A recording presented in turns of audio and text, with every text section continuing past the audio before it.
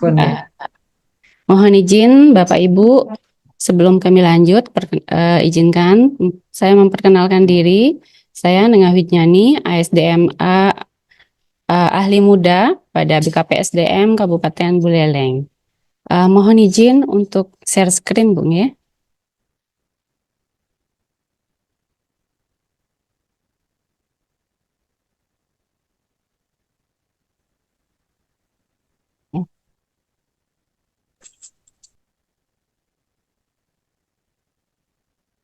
Bapak Ibu, mari kita refresh sejenak terkait dengan jabatan fungsional guru. Seperti apa proses pengangkatan, mulai dari pengusulan, pengangkatan, kemudian proses kenaikan jenjang sampai Bapak Ibu bisa untuk meneruskan ke proses kenaikan pangkat pada jabatan fungsional guru. Bapak Ibu tentunya sudah, terutama Bapak Ibu yang sudah senior, mungkin hal ini sudah paham betul, sudah hafal seperti apa alur ataupun proses yang dilalui agar dapat melewati tahapan-tahapan tersebut sampai saat ini sudah banyak Bapak Ibu guru yang telah menduduki pangkat sampai 4D. Nah, baik kita mulai.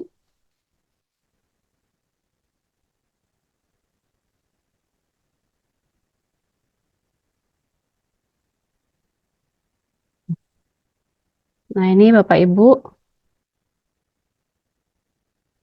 Dalam Peraturan Menpan RB nomor 16 tahun 2009 tentang jabatan fungsional guru dan angka kreditnya, disebutkan di sana jenjang jabatan fungsional guru terdiri dari 4, yaitu guru pertama, guru muda, guru madya, dan guru utama. Pada saat itu belum disebutkan guru ahli pertama seperti saat ini sesuai dengan Permenpan yang terakhir tentang jabatan fungsional, masih menggunakan Permenpan 16 tahun 2009 untuk jabatan fungsional guru sampai tahun 2023. Nah, di jenjang jabatan fungsional guru ini, untuk guru pertama atau guru ahli pertama, diduduki oleh Bapak Ibu yang telah memiliki pangkat golongan penata muda 3A, penata muda tingkat 1 3B, kemudian untuk guru muda atau guru ahli muda, diduduki oleh Bapak Ibu yang sudah ada di pangkat penata 3C dan penata tingkat 1 3D. Kemudian di jenjang ahli madya atau guru ahli madya diduduki oleh Bapak Ibu yang sudah ada di pangkat pembina 4A, pembina tingkat 1 4B, maupun pembina utama 4C. Kemudian untuk guru utama atau guru ahli utama dapat diduduki oleh Bapak Ibu yang telah ada di pangkat pembina utama madya atau 4D dan pembina utama atau 4E. Namun sampai saat ini saya rasa di Kabupaten Buleleng belum ada Bapak Ibu guru yang sampai ke jenjang ahli utama. Benar nggih Bapak Ibu nggih? Benar, benar Bu, benar. Nggih. Kemudian dalam Permenpan tersebut disebutkan syarat pengangkatan dalam jabatan fungsional guru. Nah, ini persyaratannya ada 4, yaitu yang pertama, berijazah paling rendah sarjana atau S1 atau diploma 4 dan bersertifikat pendidik. Nah, kemudian yang kedua, pangkat paling rendah golongan penata muda golongan ruang 3A. Kemudian yang ketiga, setiap unsur penilaian pelaksanaan pekerjaan dalam daftar penilaian pelaksanaan pekerjaan atau DP3 yang sekarang disebut SKP paling rendah bernilai baik dalam 1 tahun terakhir. Dan yang terakhir, memiliki kinerja yang baik yang dinilai dalam masa program induksi. Nah, kemudian seperti apa tata cara pemberian angka kredit untuk pengangkatan Bapak Ibu dalam jabatan fungsional guru sesuai dengan Permenpan 16 tahun 2009. Saya kutip lampiran pertama seperti ini. Jadi Bapak Ibu yang sudah bergelar atau sudah memiliki pendidikan S1 ataupun D4 di bidang pendidikan, ijazahnya atau pendidikannya dinilaikan sebesar 100. Kemudian pelatihan prajabatan fungsional bagi calon pegawai negeri sipil atau program induksi mendapatkan nilai 3. Nah, untuk ketentuan penetapan angka kredit atau PAK ini adalah kewenangan di teman-teman Disdik yang menetapkan PAK-nya, kemudian digunakan sebagai salah satu kelengkapan persyaratan dalam pengusulan untuk dapat duduk dalam jabatan fungsional. Kemudian, apa perbedaannya dengan Bapak Ibu yang telah diangkat sesuai dengan surat edaran dari Direktur Jenderal Guru dan Tenaga Kependidikan Kementerian Pendidikan, Kebudayaan, Riset, dan Teknologi nomor 0378 garing B garing HK titik 0401 2023 tentang pengangkatan jabatan fungsional guru. Nah, khusus untuk jabatan fungsional guru ini adalah jabatan istimewa. Kenapa begitu? Pada jabatan fungsional guru, Kementerian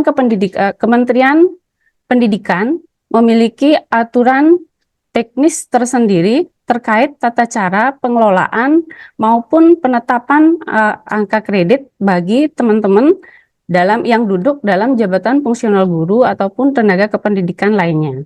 Berbeda dengan JF-JF lain yang menggunakan ketentuan secara umum. Jadi, Bapak Ibu yang telah diangkat ataupun yang sudah duduk dalam jabatan fungsional guru ini ada yang diangkat berdasarkan Permenpan 16/2009 dan ada yang berdasarkan surat edaran dari Ditjen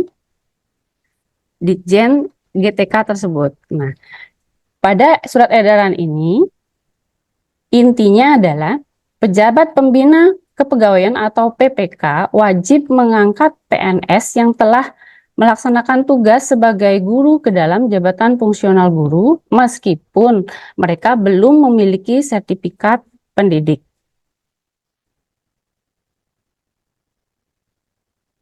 Isi dari surat edaran tersebut dapat disimak ya Bapak Ibu. Yang pertama, PNS yang melaksanakan tugas sebagai guru namun belum memiliki sertifikat pendidik dapat diangkat dalam jabatan fungsional guru.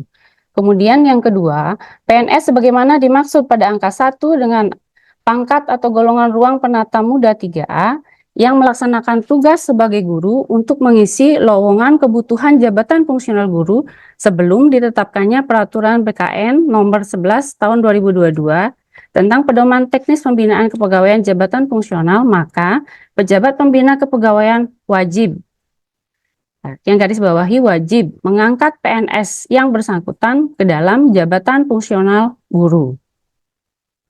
PNS sebagaimana dimaksud pada angka 1 yang melaksanakan tugas sebagai guru dan telah mengalami kenaikan pangkat, namun belum diangkat dalam jabatan fungsional guru, maka pengangkatan ke dalam jabatan fungsional guru dilaksanakan melalui mekanisme perpindahan dari jabatan lain sesuai dengan ketentuan peraturan perundang-undangan.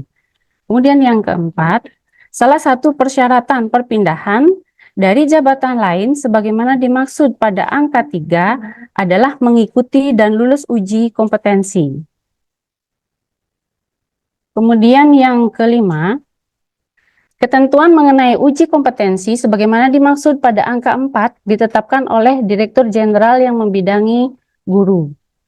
Yang keenam, pemerintah daerah wajib memfasilitasi pembiayaan bagi PNS sebagaimana dimaksud pada angka 2 dan angka 3 untuk mendapatkan sertifikat pendidik melalui program pendidikan profesi guru sesuai dengan ketentuan peraturan perundang-undangan. Pelaksanaan yang ketujuh, pelaksanaan pengangkatan ke jabatan fungsional guru bagi PNS sebagaimana dimaksud pada angka 2 dan angka 3 dilakukan sampai dengan 6 bulan setelah ditetapkannya surat edaran Direktur Jenderal ini. Nah, kemudian menindaklanjuti dari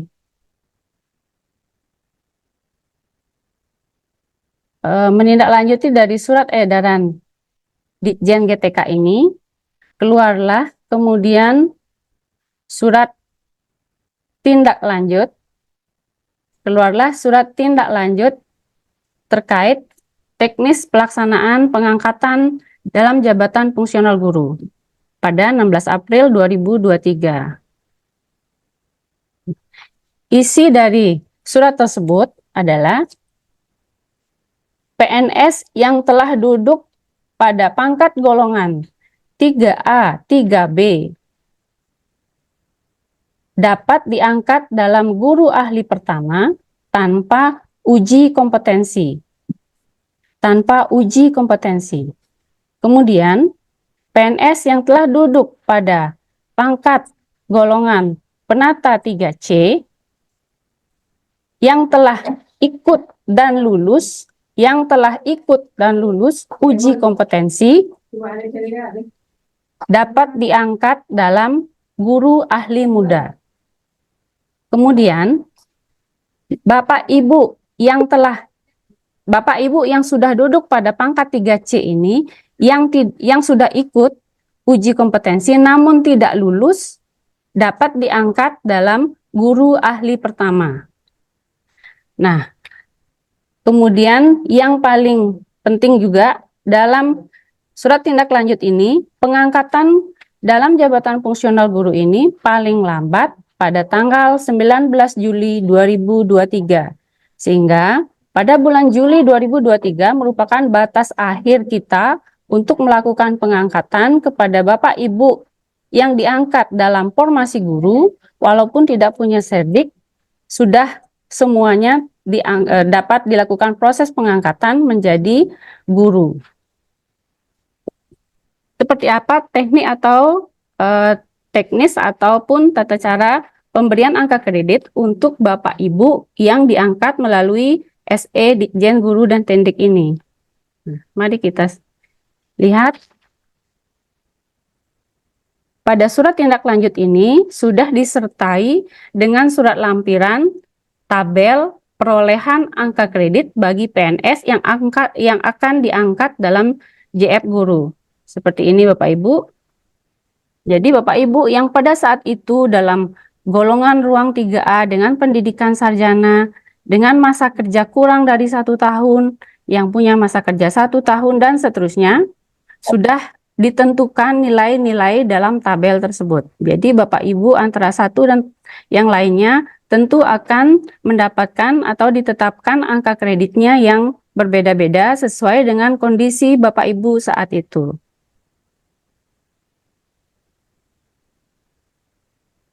Untuk materi pengangkatan dalam JF mungkin sekian. Selanjutnya untuk waktu dan layar kami serahkan kepada Ibu Moderator. Terima kasih.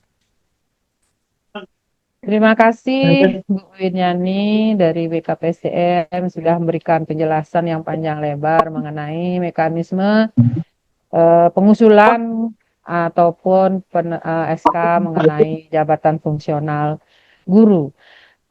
Mungkin Bapak Ibu silakan untuk mengenai pertanyaan, Bapak Ibu silakan mencatat dulu karena kita lanjut dulu dengan narasumber yang kedua, nanti sekalian kita tanya jawab. Nggih, setuju Bapak Ibu nggih?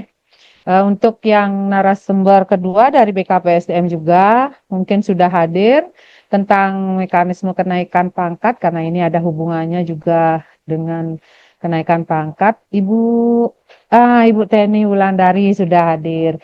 Nggih, tiang persilakan kepada Ibu Teni untuk memberikan ilmunya dulu Ibu. Nggih, swastiastu. Bisa terdengar nggih suara tiangnya nggih, Bu? Jernih, Bisa? Bu, Nggih. terdengar jernih. Nggih, nggih. Om Swastiastu. Tolong gini dulu, Mah, itu kecil dikit. Nggih, suksema niki Ibu Lasmini dari Dinas Pendidikan atas kesempatannya. Mohon izin Bapak-bapak, Ibu-ibu semuanya, selamat siang. Semoga kita semua dalam keadaan sehat dan kedepannya juga tetap sehat, nggih. Jadi kami dari BKPSDM yang secara teknis menangani kenaikan pangkat, senang sekali pada siang hari ini bisa bergabung di kegiatan ini di mana kegiatan ini memiliki peran yang strategis sekali kepada kita untuk sharing daripada kami selaku pengelola dan Bapak Ibu selaku pengguna layanan kami. Baik, untuk mempersingkat waktu, izinkan kami share screen, Ibu.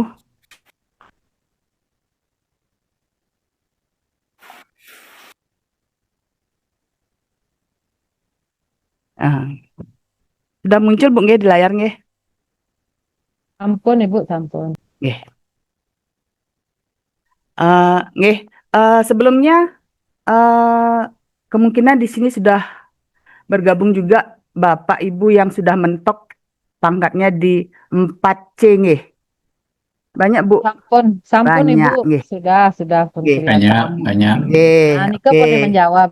Bapak menjawab, berarti semangat sekali menjawab karena sudah mentok, Pak, ya. Jadi nggak repot lagi, Pak, pengajuan kenaikan pangkat. Tapi mudah-mudahan kita kan masih dinamis sekali kita di sini. Siapa tahu nanti ada pengangkatan yang ke utama ya, Bu, ya. Mudah-mudahan, nggih, mudah-mudahan. Nah, jadi pada kesempatan ini saya sampaikan, mudah-mudahan apa yang kami sampaikan untuk teman-teman atau Bapak Ibu yang sudah mencapai pangkat puncak di 4C ya, untuk guru saat ini, mudah-mudahan apa yang kami sampaikan tidak mubazir. Paling enggak nanti ada teman-teman yang mau nanya gitu bisa diberikan pencerahan atau berbagi, nggih. Baik, Bapak Ibu yang saya hormati, saya langsung menyampaikan untuk dasar hukum secara teknisnya saja, nggih, untuk kenaikan pangkat, angka kredit dan jenjang jabatan fungsional. Jadi kita langsung menukik saja ke Peraturan Badan Kepegawaian Negara Republik Indonesia Nomor 3 Tahun 2023. Ini mengatur tentang angka kredit, kenaikan pangkat dan jenjang jabatan fungsional. Niki yang sampaikan, nggih. Karena inilah secara detail yang menjadi acuan kami dalam pelayanan kenaikan pangkat. Kalau ditarik ke atas mungkin kita akan naik lagi ke Undang-Undang Nomor 20 Tahun 2023. Kemudian naik lagi, ya itu yang teratas, Undang-Undang Nomor 20 Tahun 2023. Oke, selanjutnya, Bapak Ibu mungkin secara umum kami sampaikan pokok-pokok apa saja sih yang dipertimbangkan dalam memberikan kenaikan pangkat jabatan fungsional, nih, Bapak Ibu. Nah, itu diatur dalam bab 3 pasal 15. Ketentuannya adalah yang pertama adalah paling singkat 2 tahun. Nah, itu tetap seperti dulu, Pak, ya, minimal 2 tahun di pangkat terakhir. Kemudian angka kreditnya sudah memenuhi syarat. Dan yang terakhir adalah predikat kinerja paling sedikit itu bernilai baik. Oke. Ini hampir sama, tidak ada perubahan dibandingkan dengan aturan sebelumnya. Nah, selanjutnya, saya akan membahas yang pokok-pokok saja, Pak, ya, Bapak Ibu izin. Nah, selanjutnya ada pertanyaan, apakah CPNS dalam kebutuhan jabatan fungsional, nggih, artinya dia diangkat dalam formasi jabatan fungsional, apakah boleh diberikan kenaikan pangkat reguler? Mungkin ada pertanyaan seperti itu, nggih. Nah, itu diatur dalam bab 3 pasal 16, Bapak Ibu. Nah, bisa dibaca di slide kami.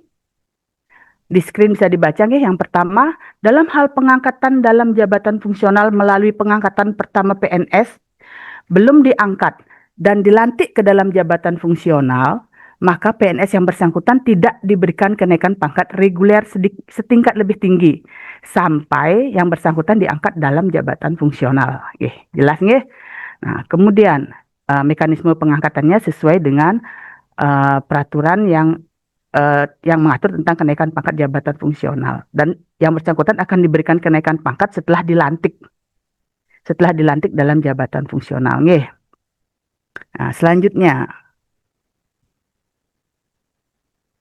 ini untuk Bapak Ibu yang sekaligus naik jenjang 16. 14 tahun mau libur kita. Mana hari Sabtu? Ini pertanyaannya yaitu bila ada kenaikan jenjang jabatan bersamaan dengan kenaikan pangkat, yang mana lebih dulu diurus gitu ya, Bapak Ibu, ya. Nah, jadi kalau ada kenaikan pangkat disertai dengan kenaikan jenjang jabatan, misalnya ini Bapak dari guru ahli pertama itu 3B, di 3B, Bu, ya, kemudian akan mengalih ke guru ahli muda ketiga C. Itu disebut dengan ada kenaikan jenjang jabatan dari pertama ke jenjang jabatan ahli muda. Nah, kemudian dari 3D di jenjang jabatan ahli muda, Bapak Ibu akan naik ke 4A. Nah, kalau 4A itu ada kenaikan jenjang menjadi ahli madya. Nah, itu yang banyak ini banyak pertanyaannya. Jadi yang kalau hal seperti ini apa namanya, Bapak Ibu harus melalui dulu kenaikan jabatannya dulu, Bu. Pak, nggih. Jadi ikut UKOM dulu, nah, kemudian ajukan layanan SK jabatan fungsional. Nah, setelah itu terbit baru ajukan kenaikan pangkat. Jangan dibalik nggih Bapak Ibu nggih. Nah, apalagi Bapak Ibu yang belum mengikuti UKOM ujug-ujug sudah mengajukan kenaikan pangkat dengan yang disertai dengan kenaikan jenjang jabatan. Nggih, seperti itu. Jadi harus naik jabatan dulu, setelah itu baru naik pangkat. Oke. Nah, selanjutnya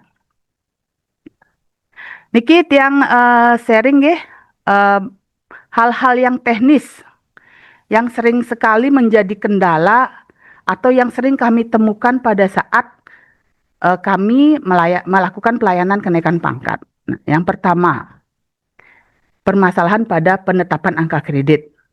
Nah, yang kedua, SKP yang diupload bukan SKP final atau bukan penilaian kinerja final. Nggih. Kemudian berkas yang diunggah itu atas nama orang lain, nggih. Nah, berikut penjelasannya, nggih.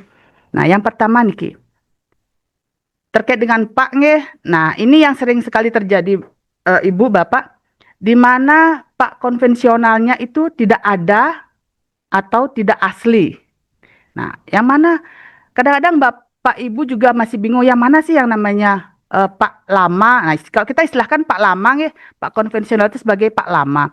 Di mana angka kreditnya itu, nah, angka kredit akhirnya niki Ibu nggih, ini itu berbeda dengan angka kredit yang tertera pada SK terakhir. Nah, kalau yang saya tampilkan di layar itu kan angka kreditnya 373,28. Jadi Ibu Bapak harus melampirkan Pak dengan nilai itu, nilai akhirnya itu. Yang sering terjadi adalah Pak saya hilang, Pak saya tidak ketemu. Kemudian apalagi, nah permasalahannya adalah manakala Pak ini yang nilainya ini dijadikan sebagai dasar integrasi, dijadikan sebagai dasar untuk penarikan Pak integrasi, maka Bapak Ibu harus melampirkan yang asli. Nah, nggih, seperti itu. Nah, kalau tidak ada yang asli, kalau hilang, Bapak Ibu wajib melengkapi dengan surat keterangan hilang. Nah, kalau Bapak Ibu misalnya gimana ya? Kadang-kadang kalau ini bukan kalau Pak ini tidak dijadikan sebagai acuan atau Pak yang diintegrasikan, tidak apa-apa kalau tidak asli. Tapi manakala itu adalah nilai Pak yang diintegrasikan, maka itu harus asli. Demikian, nggih. Nah, sampun nggih. Nah, sebentar dulu, Pak, Bu, kami sampaikan juga pada kesempatan ini, kalau kemarin kita tidak mempermasalahkan stempel nggih, stempel Pak. Nah, kalau sekarang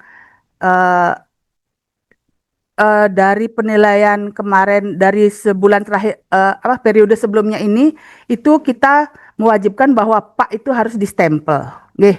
Niki sesuai dengan permintaan dari BKN. Jadi stempel pejabat penilai kinerja. Kalau pejabat penilai kinerjanya di sekolah silahkan gunakan stempel sekolah. Tapi kalau penilainya itu dari Dinas Pendidikan, apakah itu Pak Kabid, Pak Sekretaris, ataukah atau siapa yang didelegasikan untuk sebagai pejabat penilai kinerja, minta tolong nanti di stempel Dinas Pendidikan. Nggih, kami sudah bersurat ya Bu ya untuk hal itu nggih, akan difasilitasi oleh Dinas Pendidikan. Nah, selanjutnya Pak tidak lengkap. Maaf ini diabaikan yang tidak mencukupi ini nggih. Jadi Paknya tidak lengkap. Yang pertama, Pak integrasinya tidak ada atau Pak konversinya tidak ada. Jadi silahkan dilengkapi. kalau memang itu belum dilengkapi.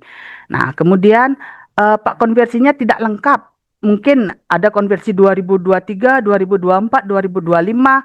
Nah, sementara setelah kami cek angka kreditnya seharusnya di 2025 mencukupi, jadi silahkan dilengkapi dengan Pak konversi 2025. Demikian, termasuk stempel. Nggih. Nah, kemudian yang masih juga ada permasalahan adalah Pak konversi 2023 itu masih menggunakan kop BKN. Nggih, itu juga masih menjadi permasalahan kami di Kanrek. Jadi silahkan ditarik ulang Pak konversinya. Nggih, karena kalau dari admin kami di BKPSDM sudah menyesuaikan kopnya. Kalau dulu mungkin Bapak Ibu waktu itu nariknya di tahun 2023, nggih, karena saat itu memang belum diganti kopnya oleh admin. Kalau sekarang Ibu tarik ulang, maka itu sudah sesuai untuk kopnya. Nggih. Nah, selanjutnya, angka kredit pada Pak tidak sinkron dengan predikat kinerja. Ini juga ada permasalahan seperti ini. Nah, nggih. Misalnya, bentar. Nah, ini saya disclaimer dulu ya. Nah, ini misalnya evaluasi kinerja Bapak Ibu. Misalnya maaf ini saya bingung saya nyari. Nah, gini. Misalnya begini. Untuk teman-teman yang masih duduk di jabatan fungsional ahli muda, nah, itu untuk angka kredit konversinya per tahun itu bila bernilai baik itu kan 25. Nah, sementara di paknya yang ditarik itu angka kreditnya itu 37,25 gitu. Jadi seharusnya kalau memang angka kredit itu bernilai sangat baik seharusnya, tapi ternyata di di evaluasi kinerja atau dokumen penilaian kinerjanya itu bernilainya baik. Nah, itu kan tidak sinkron jadinya. Jadi mendapat angka kredit 37,25 itu harusnya dengan predikat sangat baik, tapi ternyata di evaluasi kinerjanya bernilai baik. Nah, itu yang kami sebutkan angka kreditnya tidak sinkron dengan predikat kinerja. Nggih. Terbalik juga ada, Bu. Pak, angka di sana sangat baik, angka kreditnya 25. Nah, seperti itu. Jadi, manakala Bapak Ibu memperoleh angka predikat kinerja sangat baik, berarti angka kredit yang diperoleh pada saat penilaian Pak itu adalah 150% dari angka kredit setahunnya. Angka kredit konversi setahun. Selanjutnya. Nah, niki Bapak Ibu yang saya sampaikan yaitu di mana Bapak Ibu harus melampirkan SK jabatan fungsional dan sertifikat UKOM. Itu untuk teman-teman yang naik jenjang. Tapi kalau tidak naik jenjang jabatan, kalau teman-teman yang tidak naik jenjang jabatan itu kadangkala kami juga meminta SK jabatan, tapi SK jabatan yang lama kami minta ya. Jadi misalnya nih Bapak Ibu yang 4A. Nah, yang 4A itu kalau dulu di tahun 2012 itu dan sebelumnya itu masih menggunakan nama guru pembina tingkat 1. Benar ya, guru pembina tingkat 1 apa guru dewasa tingkat 1 ya? Yang 4A.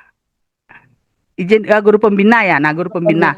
Nggih, pembina. Jadi kalau masih menggunakan guru pembina itu harus ada SK impasing atau penyesuaian jabatan menjadi guru madya atau guru ahli madya. Nggih. Nah, jadi teman-teman nanti coba dilihat dulu SK kenaikan pangkat terakhirnya, SK yang paling terakhir Ibu Bapak miliki apakah masih menggunakan nomenklatur lama. Tapi kalau sekarang sudah menggunakan nomenklatur baru sih sudah tidak masalah nggih. Nah, selanjutnya. Nah, berikut kami tampilkan terkait dengan nilai dasar. Nilai dasar yang menjadi dasar dalam pengintegrasian angka kredit konvensional. Ya. Berikut nih. Jadi Bapak Ibu bisa dilihat di sini nggih.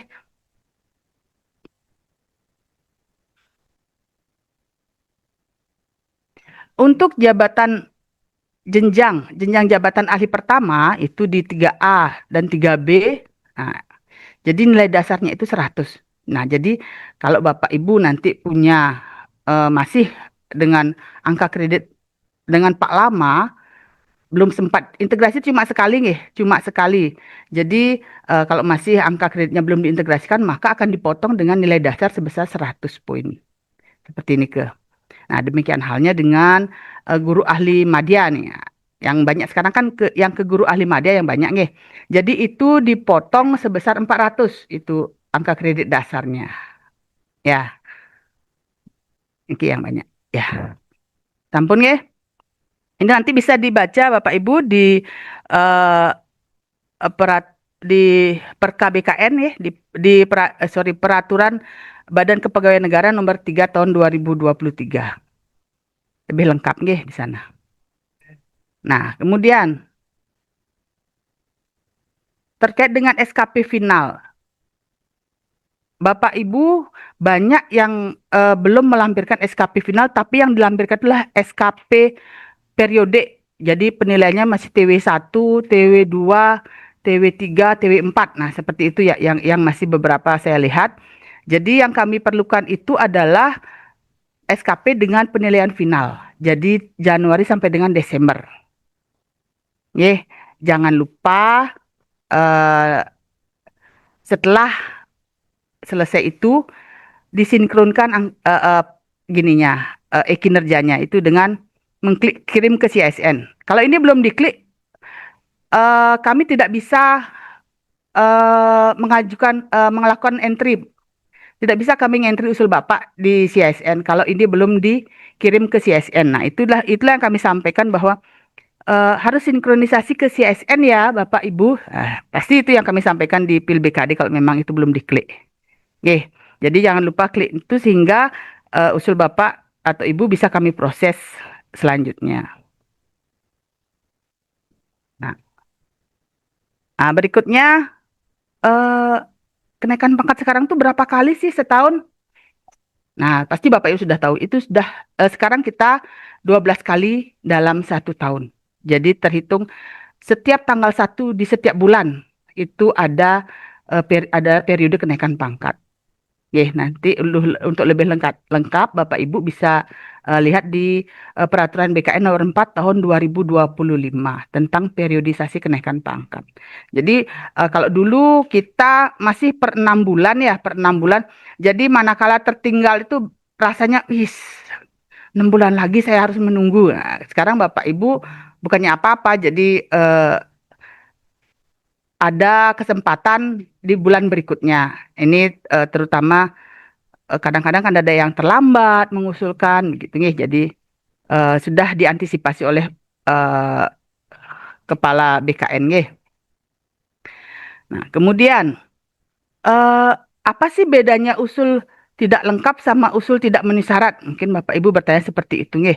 Jadi kalau usul tidak lengkap itu berarti kami memberikan kesempatan kepada Bapak Ibu untuk melengkapi persyaratan sebagaimana yang kami sampaikan di PIL BKD. Tapi kalau tidak memenuhi syarat, maka usul Bapak Ibu sudah kami finalisasi, tidak bisa diajukan seperti itu. Nah, jadi apa sih yang menyebabkan usul saya TMS ya, atau tidak memenuhi syarat? Yang pertama, belum ada UKOM atau Jafung. Tolong diperhatikan, Ibu Bapak kalau belum memiliki UKOM Jafung, tolong jangan mengajukan usul. Maka kalau mengajukan usul, maka tiket Ibu kami update menjadi tidak memenuhi syarat. Nah, kemudian yang kedua, jumlahnya belum memenuhi syarat. Jumlahnya belum memenuhi syarat, tolong jangan diajukan. Nah, ajukan bila usul sudah angka kredit sudah mencukupi. Ibu Bapak boleh menggunakan angka kredit periodik maksudnya. Boleh menggunakan angka kredit yang dinilai secara periodik, baik itu per triwulan maupun per semester. Silahkan. Kalau sudah lengkap, langsung ajukan kepada kami. Nah, selanjutnya, apabila usul tidak dilengkapi sampai dengan batas waktu yang ditentukan. Jadi kalau usulnya sudah tidak dilengkapi, tidak ada komunikasi, artinya tidak ada respon gitu, tidak ada respon dari pengguna layanan kami, maka setiap tanggal 10 itu kami rekap usul-usulnya kami nyatakan untuk diusulkan kembali atau mencari tiket kembali. Selanjutnya, Ibu Bapak yang saya hormati, berikut adalah jadwal pengusulan layanan, nggih, di setiap bulannya. Jadi kalau ibu bapak sudah memiliki tiket, maka status tiketnya yang pertama yaitu ada status berkas diterima, kemudian ada status berkas verifikasi, proses di BKN, berkas tidak lengkap atau tidak memenuhi syarat, dan pada akhirnya itu selesai. Jadi kadang-kadang mohon maaf ini karena keterbatasan kami selaku admin, kadang-kadang Bu, kenapa kok berkas saya tetap aja ya statusnya verifikasi gitu. Nah, kalau kami sampaikan, kalau berkas Ibu masih statusnya verifikasi, berarti itu eh, bisa kami berarti sudah diverifikasi dan kemungkinan besar sudah lengkap. Sudah lengkap. Tapi tolong jangan diabaikan. Tetap Ibu melakukan apa namanya itu, cek tiket Ibu Bapak nggih. Jadi karena apa? Karena bila kami nyatakan lengkap, manakala ke BKN, nah itu kan kita istilahnya verifikasinya kan berjenjang ya. Nah, kadang-kadang di BKN yang tidak kami temui ternyata di sana ditemui seperti itu. Mohon maaf karena keterbatasan kami selaku verifikator. Nah, jadi kalau seperti itu nanti tolong tetap di cek tiketnya. Ya, paling tidak 3 hari sekali lah dicek tiketnya nggih. Nah, setelah lengkap diverifikasi, kami nyatakan berkas Ibu Bapak terproses di BKN seperti itu. Ya, bila setelah Bapak Ibu melakukan melengkapi berkas, nah ada pertanyaan, apakah boleh saya melengkapi berkas secara bertahap? Nah, seperti itu. Ibu Bapak bila di tiket usul Bapak itu ada beberapa berkas yang dinyatakan tidak lengkap, silahkan Bapak Ibu kalau mau melengkapi secara istilahnya saya kurang A, B, C gitu misalnya. Saya baru ketemu berkas A-nya saja, apa boleh saya unggah? Silahkan, unggah dulu berkas A. Berkas B dan C-nya diurus kemudian. Kemudian setelah lengkap saya unggah lagi berkas B. Nah terakhir saya unggah berkas C. Nah sudah lengkap nih berkas saya A, B, C sudah terpenuhi. Setelah itu klik konfirmasi PIL BKD pada Simpeg. Niki. Nggih, di sini diklik kemudian kirim. Nah, kemudian kirim bahwa tiket ini sudah Ibu Bapak penuhi kelengkapannya. Nah, kami mohon kerjasamanya Ibu Bapak, kalau berkas yang dilengkapi itu belum 100%, nah, jangan diklik dulu, nggih, jangan diklik dulu dikonfirmasi PIL BKD. Karena eh, itu mengharuskan kami untuk memverifikasi kembali, mengharuskan kami untuk membTL-kan lagi seperti itu nggih. Mohon kerjasamanya. Kalau sudah lengkap 100% kelengkapan yang diupload, baru konfirmasi di PIL BKD pada Simpeg. Nggih. Nah, sudah sekian dan terima kasih niki. Ibu Bapak, nggih, mudah-mudahan apa yang kami sampaikan bermanfaat untuk kita. Nggih. Sekian, Tian tutup dengan para mesanti nggih. Om Santi Santi Santi Om.